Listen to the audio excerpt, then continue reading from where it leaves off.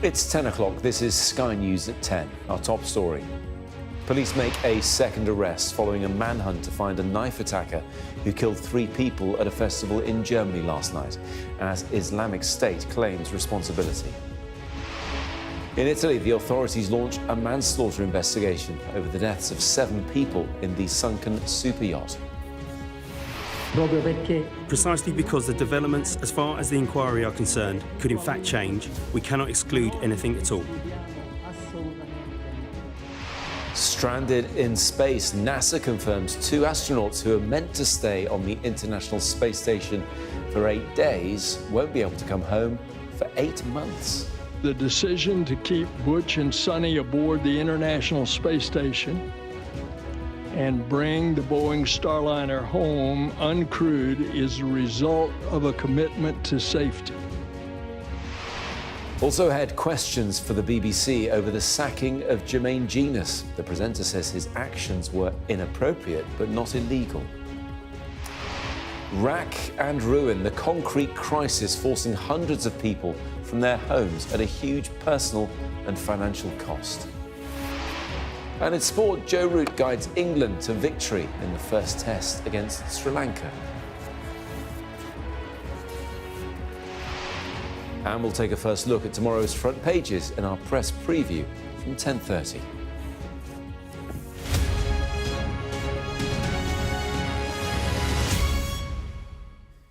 Good evening. Islamic State has tonight claimed responsibility for a knife attack at a festival in Germany which left 3 people dead and at least 8 others injured. Police have confirmed they have now made a second arrest after raiding a home in the city of Solingen, close to where the attack took place.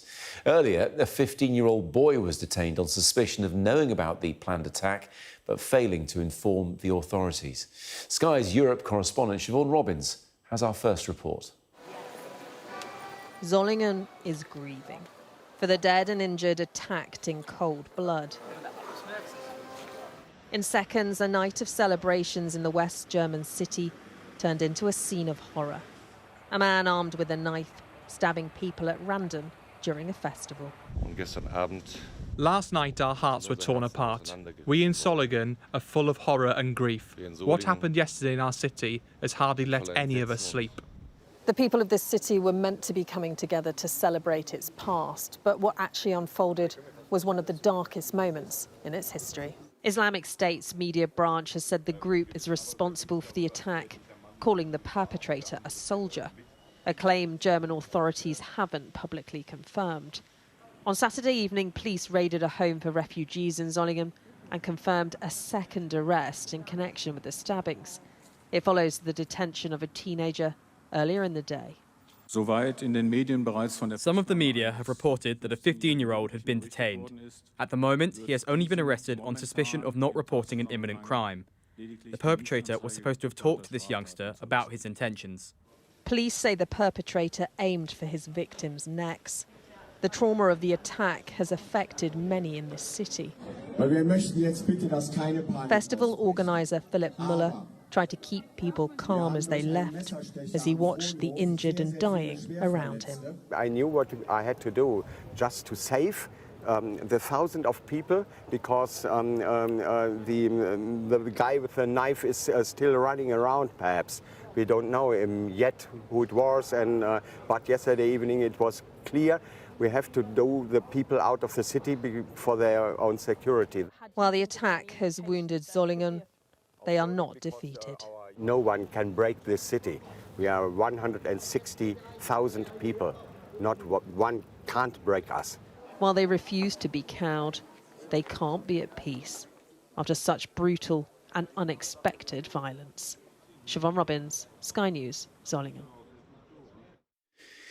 After a week of distress, finally some more details. Italian authorities have today spent more than 90 minutes setting out the circumstances behind the sinking of the superyacht Basian off the coast of Sicily on Monday, which led to the deaths of 7 people. While extreme weather was a major factor, an investigation will attempt to establish if the crew or even the yacht's makers contributed somehow to the tragedy. Prosecutors are not ruling out potential manslaughter charges, as Sky's Ashna Huranag now reports. He is the man investigating the sudden superyacht sinking. Facing the world's media for the first time, the chief prosecutor offered a glimpse into his lines of inquiry, including charges related to unintentional but culpable deaths. Io, procuratore della Repubblica. For me, I thought plausible the existence of the following crimes: manslaughter and shipwreck. After that, it's just a matter of finding someone who is responsible. But he says there are no concrete suspects and all options are on the table. The 15 survivors, including the yacht's captain, are vital witnesses. Quanto cooperativo è stato il capitano e la crew alle vostre domande? Very, very cooperative, yes. Very. We don't have regulatory instruments to keep them here, so we hope that there will be maximum cooperation on their part.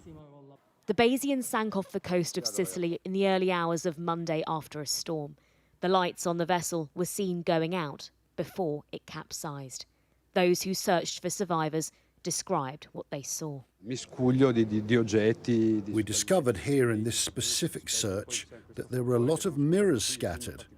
The immersion in these cases disorients you because you enter, you're alone, but with the lights that we use on top of our heads, because it's dark underwater both during the day and night, it creates confusion. It seems like the rooms are double. The recovery is one they're unlikely to forget. It's a demanding job. It's a job for which we are trained, and we undergo a fairly rigid and demanding training protocol. This protocol allows us to face unconventional scenarios in a fairly calm manner. But obviously, the difficulty of these scenarios is such that obviously, no matter how one is prepared to face these scenarios, the activity is still challenging and risky. The search in these waters was carried out by over 40 specialised divers who spent a total of 4,370 minutes underwater looking for the missing. In the end, they brought ashore 7 people, 6 who'd been on a celebratory trip, and the boat's talented chef. The superyacht remains on the seabed. Still potentially on board is the vessel's black box, carrying data authorities would need to press on with their investigation. There are no answers yet, but they do have an idea of how to find them. Ashna Haranag, Sky News in Sicily. Now, 2 NASA astronauts who are supposed to spend just 8 days on the International Space Station will instead be stranded there for 8 months. Butch Wilmore and Sunny Williams went into orbit on the 5th of June, but propulsion problems with their Boeing Starliner spaceship has delayed their return. NASA says they'll now be brought home on a SpaceX ship in February, with the Starliner returning to Earth without any passengers aboard. Sky's Shaman Freeman-Powell has more. 3, 2, 1, ignition. And liftoff of Starliner and Atlas V, carrying 2 American heroes. It was supposed to be an 8-day mission, but problems with the Boeing Starliner means 2 of NASA's astronauts will now spend around 8 months in orbit. Starliner, where there was a little bit of action the other day. Pilot Sunita Sunny Williams and Commander Barry Butch Wilmore were the first to man Boeing's new spacecraft, blasting off on the 5th of June. But issues with the Starliner's propulsion system kept delaying their return home. They've now been stranded in space for more than 2 months, with NASA saying the planned return on the Starliner would be too dangerous. A test flight by nature is neither safe nor routine. And so the decision to keep Butch and Sunny aboard the International Space Station and bring the Boeing Starliner home uncrewed is a result of a commitment to safety. A solution to a problem that NASA had previously denied, at first suggesting there was no rush to bring the astronauts back home. But now NASA say they will return in February, but not on a Boeing, instead on a rival craft. As we started looking at various options, it was obvious to both of us that the easiest and best option was to configure the Crew 9 vehicle with a couple empty seats on the way uphill to put ballast in those seats. SpaceX had that capability. Confirmation that Elon Musk's SpaceX will bring Suni and Butch home marks a win for the billionaire's Dragon capsule. And yet another blow to Boeing. Shimon Freeman-Powell, Sky News. The former BBC pundit and presenter, Jermaine Jenas, may have apologised for sending inappropriate messages, which led to his sacking by the corporation, but he insists he did not do anything illegal. The speed of the ex-Premier League star's dismissal has raised questions for the BBC, following criticism of their handling of the Hugh Edwards scandal. Our correspondent Becky Johnson has more. Our headlines today. Sacked BBC presenter Jermaine Jenas apologises. Once again, the sacking of a high-profile BBC presenter has been making headlines on its own news programmes. And again, questions for the corporation over its handling of the scandal. Rising star Jermaine Jenas was dropped after the revelation he'd sent inappropriate messages to two female colleagues on the One Show. It was a rapid fall from grace for the former England footballer, who was also a pundit on Match of the Day. His sacking reportedly came just 5 days after the initial HR process began. The swift action in stark contrast to the Hugh Edwards scandal. He was allowed to remain on full pay for several months before resigning, despite being arrested for serious criminal offences that he later pleaded guilty to. I'm sure the speed at which the BBC has reacted to this Jermaine Jenas case has been influenced by what happened in the Hugh Edwards case, where they clearly responded slowly. I think the BBC will have been concerned very quickly to pick up on the Jermaine Jenas case, which is very different, no criminal activities being alleged. But it wanted to put down a marker. Jermaine Jenas has apologised. I am 100% in the wrong and I accept full responsibility for that. And it's something that obviously I need to address and look at myself. The focus of the married father of four is on his family. Firstly, to say sorry to my wife, to my family, to the women involved as well, and what I've put them through. There is nothing illegal that has happened here. This is consenting adults that messaged each other. It's being reported he's now considering suing the BBC. Other recent allegations about its stars, including those that have engulfed Strictly Come Dancing, were allowed to run for weeks before the BBC took action. Some say if the rapid sacking of Jermaine Jenas is a new approach by the corporation, it's one they'll now have to maintain. I think it will cause a huge backlash if the next presenter is treated incredibly different and it's slow and given a chance. Whether the BBC has been harsh or fair, Jermaine Jenas now faces uncertainty in both his professional and personal lives. Becky Johnson, Sky News. Next, more than 500 homes in Aberdeen are going to be demolished because they're at risk of collapse after being built using rack concrete. It means hundreds of people are being forced to move, with some owners telling Sky News they're now facing financial ruin. The houses were built using rack or reinforced autoclaved aerated concrete, to give it its full name. It is a cheap, lightweight material. It was widely used between the 1950s and 1990s to build homes, schools, hospitals and other buildings. We now know, though, that rack has structural deficiencies and only is meant to last around 30 years, leaving many buildings at the risk of collapse. Sky News has been told that more than 2,000 homes could be demolished across Britain, with the majority of those in Scotland, from where Sky's Conor Gillis now reports. It's just been complete, utter nightmare. You know, it's actually worse than a death. This was Fiona and Jimmy's home for 40 years. They were mortgage-free, but last year, everything changed.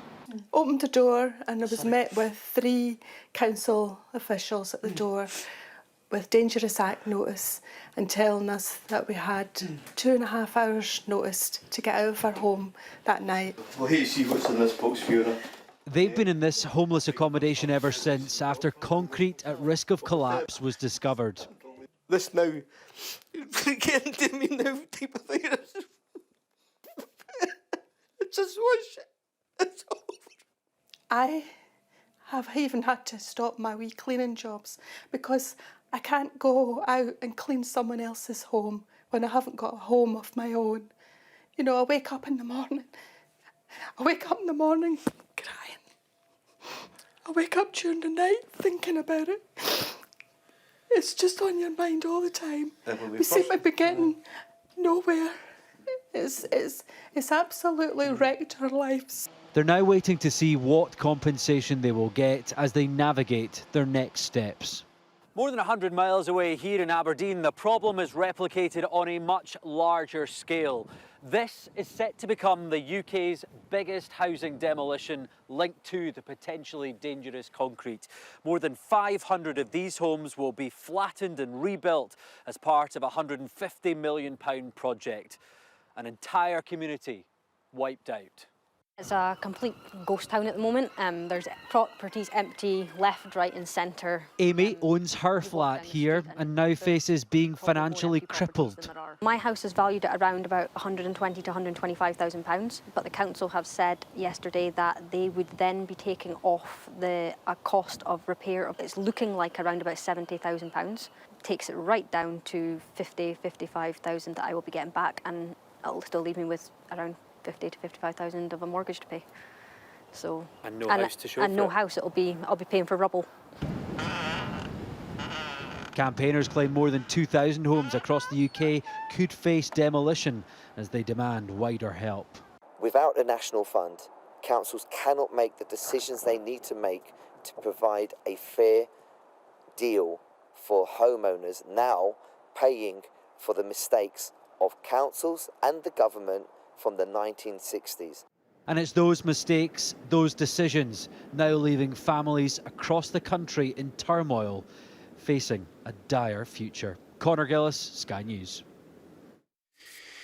An explosion outside a synagogue in the south of France is being investigated by authorities there as attempted terrorist murder. Police said the explosion was caused by two cars being set alight outside the synagogue in the popular seaside resort of La Grande Motte. The suspect is still at large. One police officer was hurt, but no one was killed. I was about 50 metres away, and around 8:45, a huge explosion. I came to have a look, and there were huge flames and a lot of smoke. There was a very loud noise, and then there was a sort of gust that blew into my apartment. Two more men have been arrested on suspicion of murder following a house fire in Bradford on Wednesday. 29-year-old Bryony Garwith and her three children all died in the fire on Carlby Grove. A third man was arrested at the scene on Wednesday and remains in hospital in a critical condition. A volcano in Iceland has continued to spew lava and smoke over the southwest of the island for the third day in a row.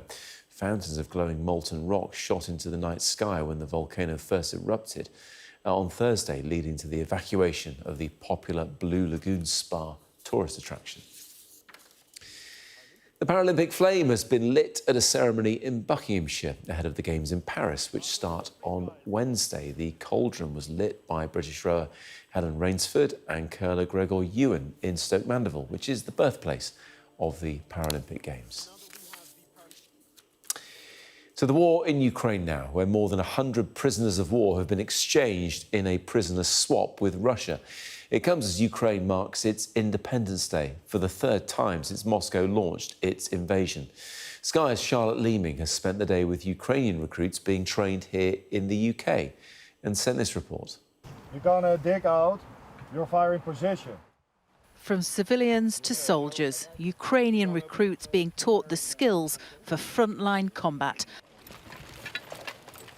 On the 33rd anniversary of their country's independence from the Soviet Union, these men and women are on British soil, learning how to fight for their freedom. We're teaching Ukrainians to use rifles, to shoot better, to shoot straight, and to shoot at distance. We're teaching them counter-explosive ordnance. What does that mean? That's protecting themselves from the threat of mines, which are clearly prevalent, highly prevalent now in Ukraine, as well as to protect themselves, but to protect the civilians as well. Today there was a short break in the 5-week training regime to mark Independence Day. Hundreds gathered together for a military ceremony, their faces covered to protect their identities.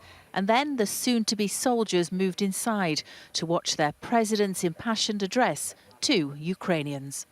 913 days ago, Russia unleashed war against us, including through the Sumy region. It violated not only our sovereign borders, but also the limits of cruelty and common sense. It was endlessly striving for one thing: to destroy us. Instead, today, we celebrate the 33rd Independence Day of Ukraine, and whatever the enemy was bringing to our land has now returned to their home. 45,000 Ukrainians have been trained by Allied forces since the Russian invasion began 2.5 years ago. Independence Day is very important to us. It's not just a date, it's a reminder that we are fighting for our freedom and for our liberty. These recruits are ordinary men and women. Some have only been in the UK a matter of days, and now here they are in the midst of this intensive training in the woods in the English countryside, being shown skills which may save their lives. But their national spirit is strong, and they're hoping what they're taught here will help lead their country to freedom. Charlotte Leeming, Sky News. Robot dogs are becoming increasingly popular in China, where they're kept as pets, work in factories and can even help in emergencies. But a recent video released by China's military showed one of the machines armed with a rifle. Now there are concerns that so-called tech dogs could be manipulated for combat, as our Asia correspondent Nicole Johnston has been finding out. Clunky, but surprisingly coordinated. China's robot dogs can run at speeds of up to 16 miles an hour.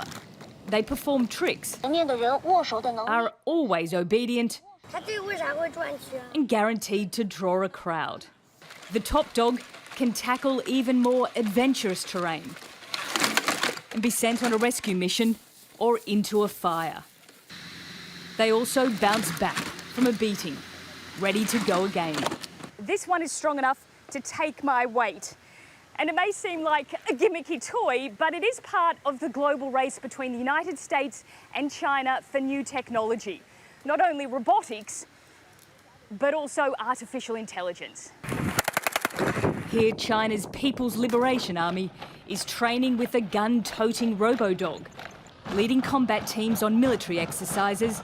But weaponised robot dogs are not the goal, this company insists. The challenge, though, is how to stop it. We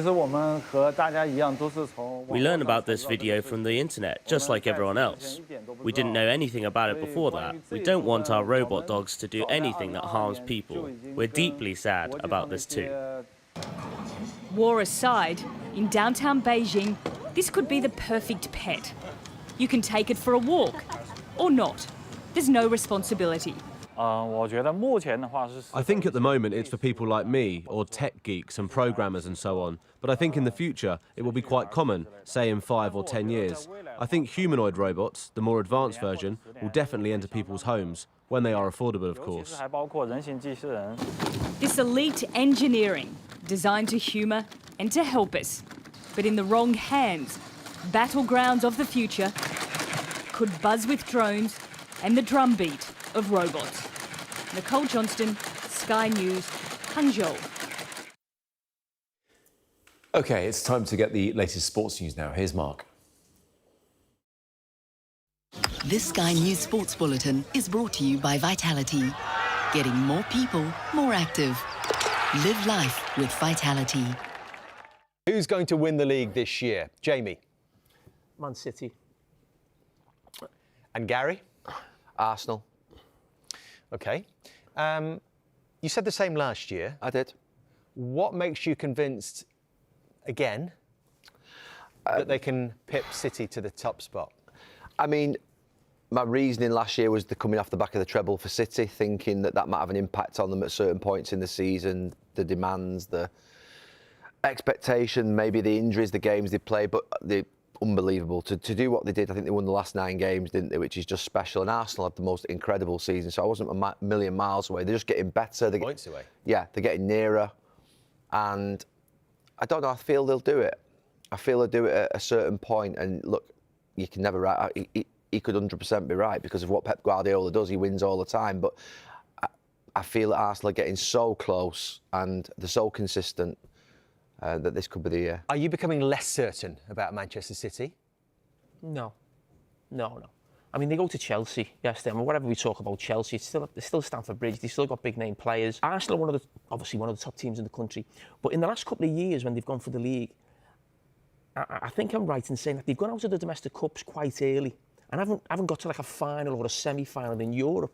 And I think this group of players are good enough to they should be getting to the semis of the Carabao Cup and the FA Cup and attacking all the competitions the way Man City do and Liverpool did in the past under Jurgen Klopp, because I don't think it's acceptable now for a team this good not to win a trophy this season. I'm not sure I'm in agreement with that. Do you not see the similarities between the journey that Jurgen Klopp and Liverpool went on, where they felt like they were just getting there and eventually they got them? Do you not feel like there's a little bit of that same sort of... Yeah, but my point being is, though, Liverpool was still attacking. Liverpool won the Champions League before they won the league. Look, forget the trophy bit. I'm talking about the league Yeah, journey. I get that, but the point I'm trying to make is City is still going like further in competitions. Arsenal should be doing that, and I think that will take a little bit out of them than maybe what we see in the league. Could you see, Gary, Arsenal doing something spectacular, like Liverpool did ultimately, getting beyond 90, 95 points even? Well, so Liverpool, to win the league, Liverpool, in the first 27 games before it stopped for COVID, won 26 and drew 1. That's what it took to stop Man City and Pep Guardiola winning the league. You know, they're the standards. Arsenal are getting to such a high level now of consistency, defensive stability, the way in which the balance of the team, they look like they've got a great spirit. Any buts there? There's always injuries to the, I suppose, key players, but that's the same for City. Always injuries is the one thing I would say. Last season they were pretty stable all the way through, as City were as well. And I believe there's been a late change this evening. By who? Not you. What's happened? Do you know something? You know, this is supposed to be a sort of like an unannounced private sort of ballot. You know what I mean? Where does this sort of leak of information come from, Dave? Well, my producer. You've gone for Chelsea. So you've got a great squad. Chelsea. You've absolutely tore the back out of them in the first hour. No, I did not. So I actually said I thought they could have a good season. I'm saying there's some bizarre things that happen. There's actually quite a lot to deal with in this because so we're going out for Man City. I think there's actually a lot to deal with on his side, actually.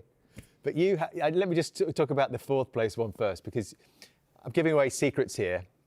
Gary had Spurs in there. You've changed just on tonight. True or false? No, do you know I changed? I wasn't sure earlier on today, to be honest with you, about it. Spurs? I wasn't sure, though. Go on. And I think, well, I said, look, Tottenham, I hope Tottenham finish fourth. I think they play great football. What I would say is that when the subs came on tonight, I thought that could be a problem for them. Chelsea could easily be an absolute mess, because they could be. Who's got the better squad, Chelsea or Spurs? I think Chelsea, the players that Chelsea have got... Would you concede that, Jamie, that Chelsea have got a better squad than Tottenham? If you put them on paper, well, they have to, because they've got 40-odd players, but would they have a togetherness? Would they have a connection with the manager that with Postecoglou? I'm not quite sure. I think, well, I've said it's a gamble. I think Spurs will get in there. How can you justify Liverpool not being in the top four? So Chelsea, we're calling Chelsea a basket case at the start of the show, and you've put them in the top four ahead of Liverpool. Yeah, I think Liverpool, my view would be that the impact of Klopp will take its toll, just going off evidence of history. That's it. Evidence of history of a manager like that leaving at some point, I think there'll be some pain this season for Liverpool, and it could cost them. Jamie's gone Minter, who had a really good debut for Brighton, and you've gone for Jurrien Timber, Gary. Talk us through. This Sky News Sports Bulletin is brought to you by Vitality. Thanks, Mark. That was Sky News at 10. Coming up, we'll take a first look at tomorrow's papers in the press preview. I'm joined this evening by political journalist Theo Usherwood and the I columnist Yasmin Alibi-Brown. Among the stories, we will be discussing this on the front page of The Observer. Their headline, "Things Can Only Get Worse. Starmer warns working people." We'll be right back. It's not the only paper.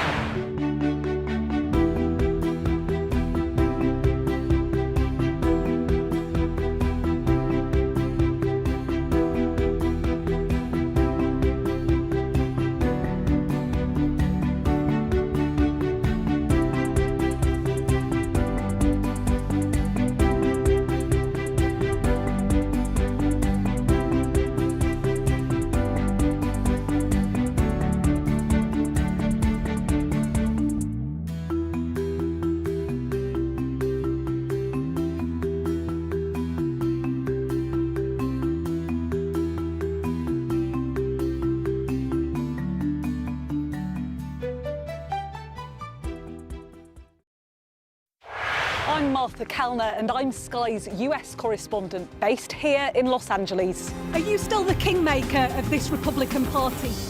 I've interviewed some of America's most recognisable politicians and celebrities too.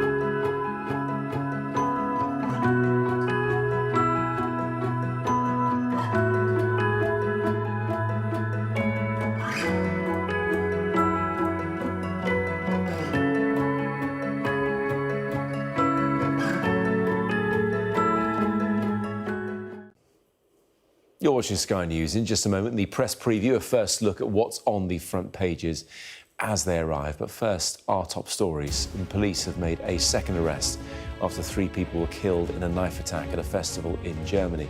Islamic State has claimed responsibility. In Italy, the authorities there have launched a manslaughter investigation over the deaths of 7 people in the sunken superyacht Bayesian.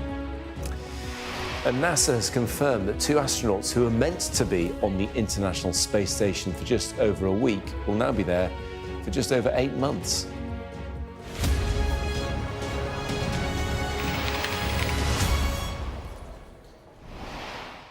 Hello there, you're watching the press preview, a first look at what is on the front pages as they arrive. In the next half hour, we'll see what's making the headlines with political journalist Theo Usherwood and the I columnist Yasmin Alabai-Brown. So let's see what is on some of those front pages. And The Observer leads with Keir Starmer warning working people this week they face even worse economic and social pressure in the coming months as Labour takes unpopular decisions to rebuild the economy.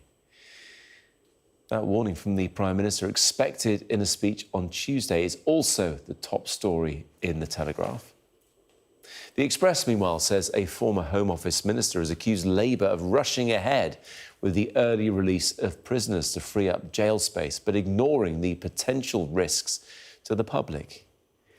The Sunday Times reports Labour donor Lord Ali, who led the party's general election fundraising, has been given a pass to Downing Street, something normally reserved for employed political advisers or civil servants. The Sun has another exclusive interview with TV pundit Jermaine Jenas about his sacking by the BBC for sending inappropriate messages to female colleagues. The Mail on Sunday hears from an angry TV presenter Kirsty Allsop after she was questioned by social services for letting her 15-year-old son go interrailing with a friend across Europe.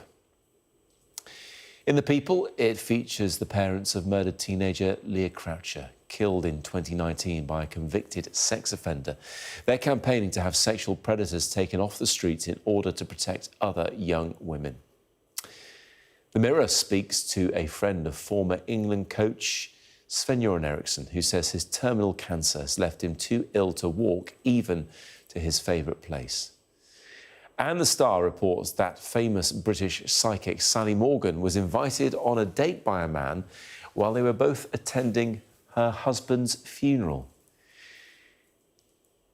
And a reminder that by scanning the QR code you'll see on screen during the programme, you can check out the front pages of tomorrow's papers while you watch us. And we are joined this evening by political journalist Theo Usherwood and the I columnist Yasmin Alibi-Brown. It's good to see you both.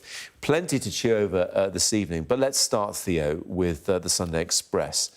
And ISIS, whatever they're called these days, claiming its soldier, their words, murdered 3 at that festival in Germany. Yeah, something terrible events in Germany. 3 people killed, 2 men aged 67 and 56, and a woman 56 years old, as well as 8 people hurt. And of course, you're just reporting there, you're hearing that a second arrest has been made.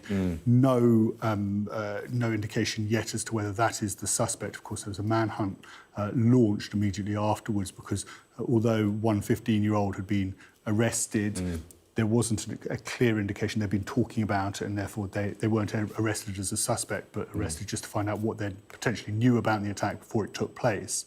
I really, when you look at something like this, you just really worry about how it could be used by those on the far right to stir up hatred.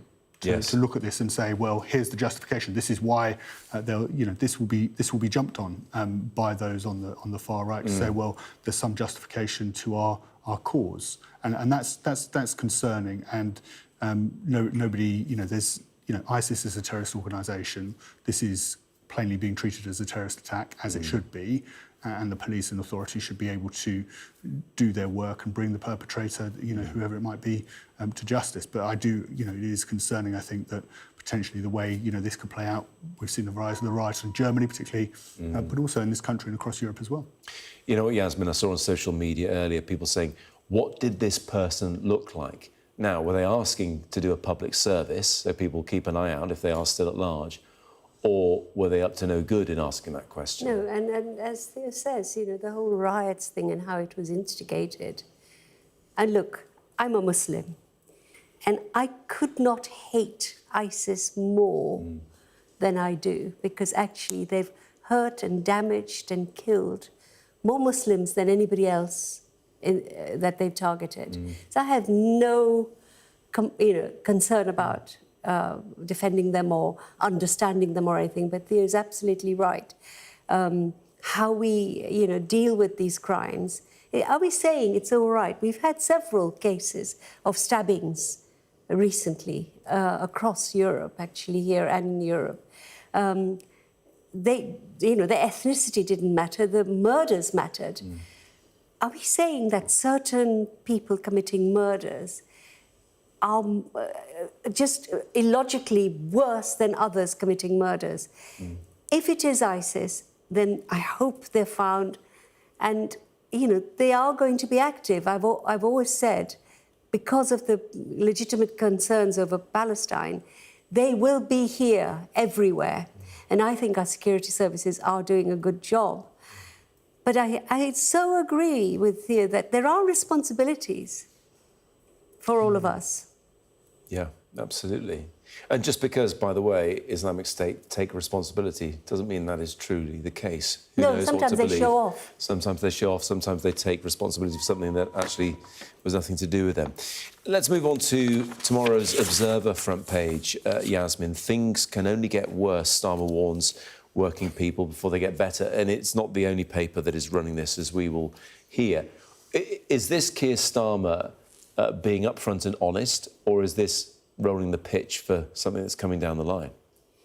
I must say, I find this really very troubling. Of course, it's, quite important that he and Rachel Reeves and all of them don't make fake and false promises, which then crash, and then we lose faith in them and then faith in the democratic process. But it does seem to me that there are choices politicians can always make. When you've made a choice that you're not going to increase taxes for those who are best able to pay those taxes, including myself, then you've made a decision which then will be paid for by other people. So I am actually quite angry that they're warning working people, which is a kind of, euphemism. It's a pretty broad group, isn't it? Not working people earning £900,000 a year, but working people maybe doing 3 to 4 jobs to keep going. And they've refused to consider the lift on child, the embargo on the third child benefit. Cap, yeah. What they're saying is, we will carry on, you must carry on suffering for a greater good, when we, Labour, aren't prepared to make those who can afford it pay a bit more. Why did we vote them in? Sorry. Those people who voted for them. I voted for them. There you go. Yes. OK, well, you can say no, that. when they won the election, comment. we, meaning who? The voters. Yeah, the voters, the majority, of course. And Theo, as I mentioned there, this is in the Telegraph as well. As you expect, they take a slightly different tack to the Observer on this, but it's interesting that both papers have this story. They're focusing on, well, potential U-turns. And just to pick up on what Yasmin was saying there, Labour were very careful before the election to say they're not going to raise those main taxes of income tax, VAT and national insurance. But what do you think? Is this rolling the pitch for something else? Yeah, there is a bit of wriggle room on this, because we had Darren Jones, the Chief Secretary to the Treasury, coming out in the middle of the week, and he was saying that that Labour weren't going to raise employees' national insurance contributions, which of course leaves open the door to increasing national insurance contributions from employers. Of course, when you include VAT, national insurance corporation tax, you're talking about 75% of the tax take. So when you say, OK, well, Labour say, well, we're going to go and look at things like capital gains tax, that's actually that's quite a small proportion of tax. And we could expect capital gains tax, I think, probably is going to go up. And Labour, of course, have the option of trying to create new taxes. But if it wants to raise serious amounts of revenue quickly, it is going to have to try and find a way of going back on that promise in order to raise the money. I think just to, I think the danger is with these warnings is that, Keir Starmer promised to change the country, promised to come in and, fix everything. And I think most people will most people will give him some wriggle room and say, allowances and say, OK, it's going to take some time. Yes. We've seen chronic underinvestment in public services, notably with the prisons. I think that's come to the fore in recent weeks. But I think people, if you're going to spend, let's say, particularly around public sector pay, if you're going to spend £10 billion, it could even go even higher. I think people are going to want to see public services improve. And I think people would accept an increase in taxes in Rachel Reeves's autumn budget. But I think there's going to be a huge amount of frustration amongst voters if taxes go up, but they don't see a material difference in the offering. So when they go to A&E, are people still waiting 18 hours to get seen by a nurse or a doctor? When people try to get into work on the trains, are there still strikes? And I think, if Labour can, with these public sector pay deals, actually make, get things working again, fix the country, then I think Keir Starmer will actually be able to buy himself a bit more time. I think the problems are going to come when people don't see things get better, but they do see increases to tax. And in terms of seeing public services work, Yasmin, if people are victims of crime, they want to see people punished according to the rules. But actually, the Sunday Express front page has the public at risk over prison release plan. Let's just set the context of this. The government is bringing in that plan to cut prison terms from 50% to 40% for those served, to free up some space in prisons, men's prisons in particular. But the Sunday Express reports that this could be putting the public at risk somehow. Well, I think, I have no words to sometimes express what the Express does. But, look, 14 years, everybody knows the Tories did nothing, to improve the prisons. Wandsworth is the most squalid prison since the Victorian age, OK? They had 14 years, they did nothing. And now we're getting this paper kind of outraged that after the riots, there's going to be many more people going into prison. Some of them aren't going to be able to be sent in. Some people are not a threat to society, and they've been banged up for far too long. So I think there is a sensible way of doing this. But really, here I am with Keir Starmer when he said that the biggest scandal was that nothing was done about making our prison system work. But a lot of people hope that if they're cutting the sentence served from 50 to 40%, that they've put in the necessary checks and balances, that the right people are going to benefit from that cut in their term. Thanks both very much indeed for the time being. Coming up, The Sun has another exclusive interview with TV pundit Jermaine Jenas following his sacking by the BBC for sending inappropriate messages, as he's admitted, to female colleagues.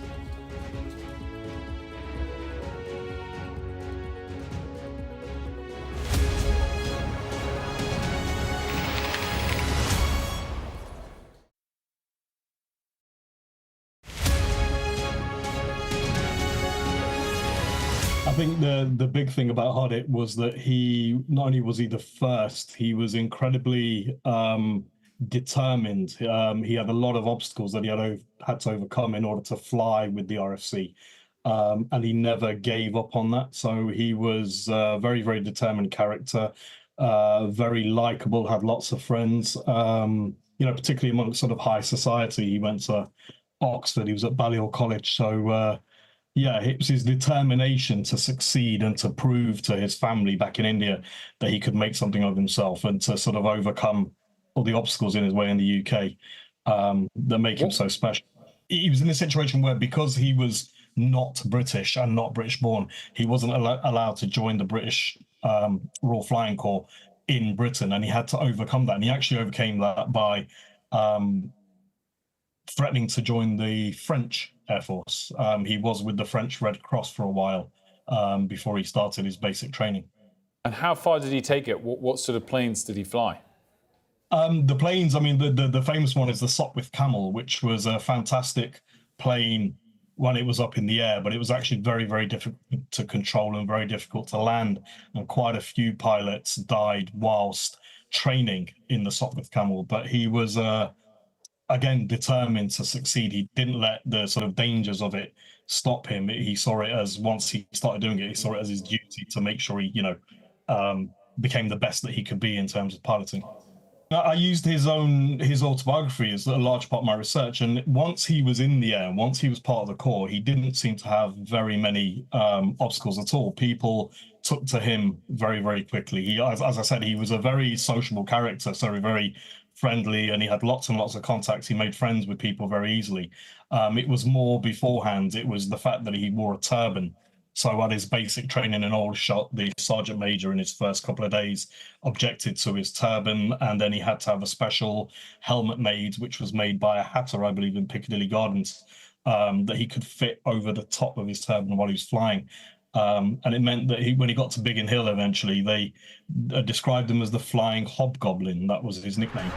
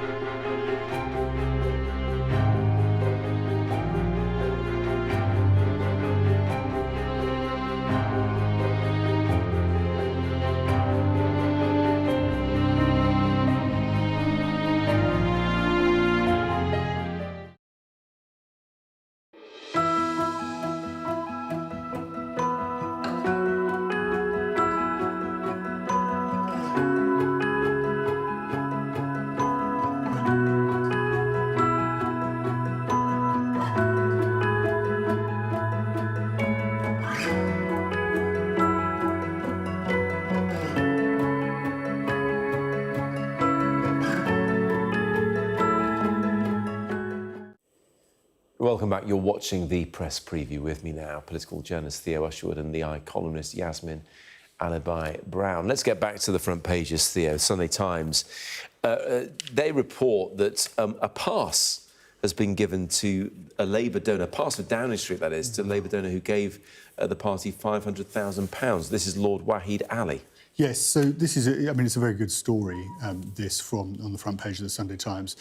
When you have a pass to Downing Street, you need, they're strictly controlled. And the idea is that you're either in there as a political advisor, a SPAD, or you're in there as a civil servant. Yeah. But it's very rare for an individual just to get a pass so they can come and go as they please. It's usually just reserved for very close family. Mm-hmm. And that's perfectly normal because, of course, the Prime Minister's flat is above number 11 Downing Street. So I think this is going to be a very difficult question for Keir Starmer and number 10 to answer. Why does Lord Ali have this pass and access, unprecedented, unrestricted access in number 10? Because, they've gone through, the Sunday Times have gone through the close relationship between Lord Ali and Keir Starmer. He gave the Prime Minister £16,200 worth of work clothing thought to be suit, multiple pairs of glasses worth £2,485 and £36,500 for his private office and accommodation costs during the election. Now, the retort from Labour will be, well, the Tories did the same. But the point is that Labour promised to be different from the Conservatives. They promised to clean up, fix politics, that it wasn't going to be the way that Boris Johnson, Liz Truss and Rishi Sunak ran the operation within Number 10, that politics was going to be cleaner and it was going to be more transparent. But of course, because Lord Ali isn't a political advisor and he's not on the civil service payroll, we knew nothing of this until the Sunday Times revealed it. And Keir Starmer said on the steps of Downing Street as he went in, country first, party second. So what's Lord Ali doing for the country? Do you know what? I'm getting a sense politically the summer is starting to finish, isn't it? We're getting back to the normal Westminster stuff. By the way, I just have to say on the front page of the Sunday Times, Oasis reunited. As a child of Britpop, I really hope that's true. Anyway, let's move on to the Sun, Yasmin. They continue ploughing the furrow of Jermaine Jenas' sacking, but the headline tomorrow is shocking. He says, it's a coup for the Sun on Sunday. He says he was stopped from apologising. I didn't realise until now that he's admitted sending inappropriate messages to, I think, 2 women. He wanted to apologise and the BBC didn't let him. Now, I actually think the BBC was right on this one, because I think once women feel the way they feel when these sorts of things happen, they don't want to hear from the bloke, and let's face it, 99% of the time it's a bloke doing this to females. That's the last thing they want. But what it's the kind of BBC bashing is happening here. But he said, now he says, I want to take this opportunity to say sorry. I made a huge error of judgment.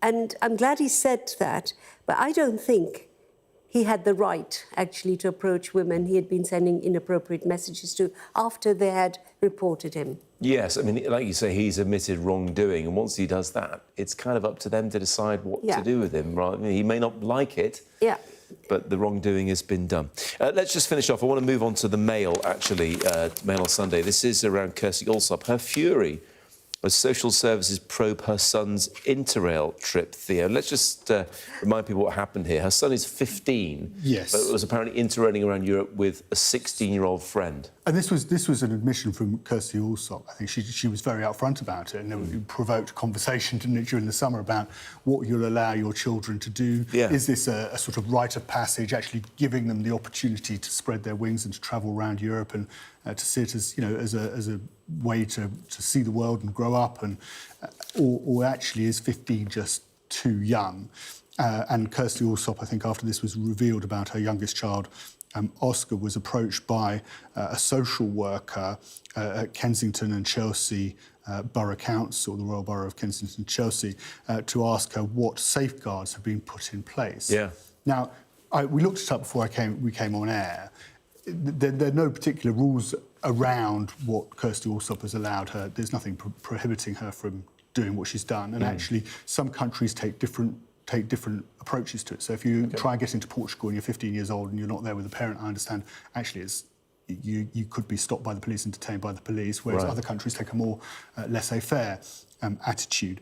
But I think in defence of the council, if they think that there is a safeguarding problem or something that they want to take up, I think they're perfectly entitled to do so. And I don't think it should matter what background you come from. Look, I make no judgment. No, let's not do.